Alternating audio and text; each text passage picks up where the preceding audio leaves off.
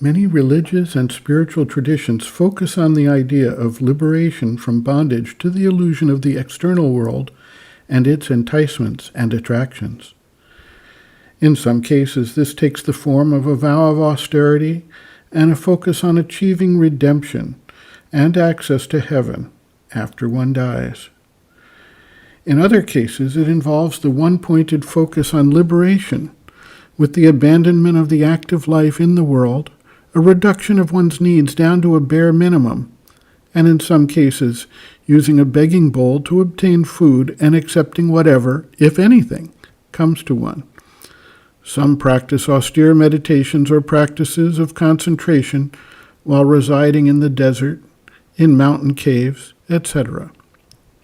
There is a tradition that indicates that a liberated soul can be fully engaged in the external life, but without attachment to the fruits of that life. The legend of King Janaka, for instance, incorporates such a sense. The goal remains liberation, but the active life is not set up in opposition to it.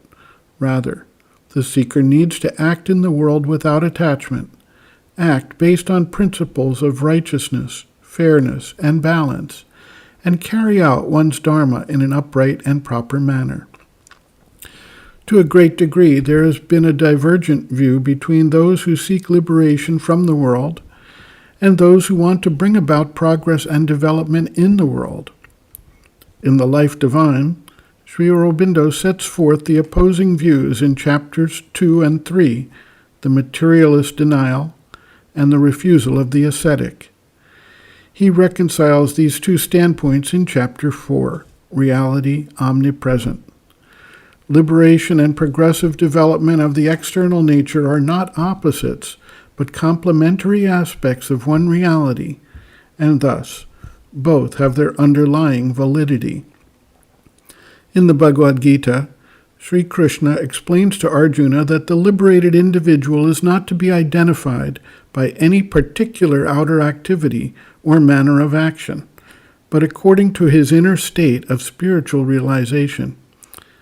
In chapter 13, verse 23, however, the Gita goes even further, as translated by Sri Aurobindo. Quote, "Witness, source of the consent, upholder of the work of nature, her enjoyer, Almighty Lord and Supreme Self, is the Supreme Soul seated in this body." End quote.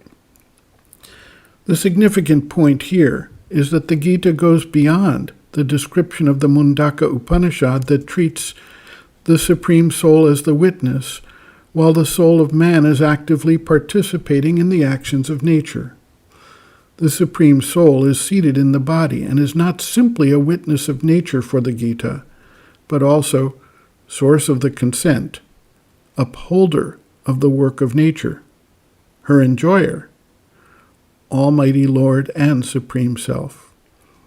This implies the possibility that Sri Aurobindo expands upon when he describes the difference between assuming the role of the witness of nature and the potential for transformation and mastery of nature, or in the interim, refusing or withholding of consent for certain responses of nature.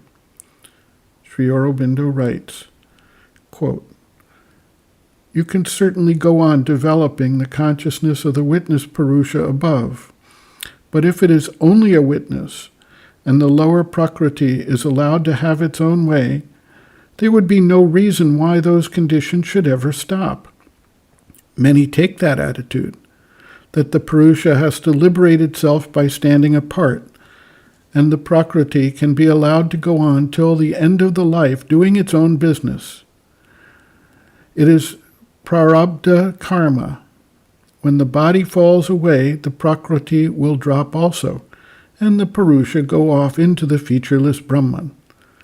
This is a comfortable theory, but of more than doubtful truth. I don't think liberation is so simple and facile a matter as that. In any case, the transformation which is the object of our yoga would not take place. The Purusha above is not only a witness, he is the giver or withholder of the sanction. if he persistently refuses the sanction to a movement of Prakriti, keeping himself detached, then, even if it goes on for a time by its own momentum, it usually loses its hold after a time, becomes more feeble, less persistent, less concrete, and in the end fades away. If you take the Purusha consciousness, it should be not only as the witness, but as the Anumanta, refusing sanction to the disturbing movements, sanctioning only peace, calm, purity, and whatever else is part of the divine nature. This refusal of sanction need not mean a struggle with the lower Prakriti. It should be a quiet, persistent, detached refusal, leaving unsupported, unassented to, without meaning or justification, the contrary action of the nature. End quote. Reference, Sri Aurobindo and the Mother, Looking from Within, Chapter 5, Attitudes on the Path, pages 150 to 151.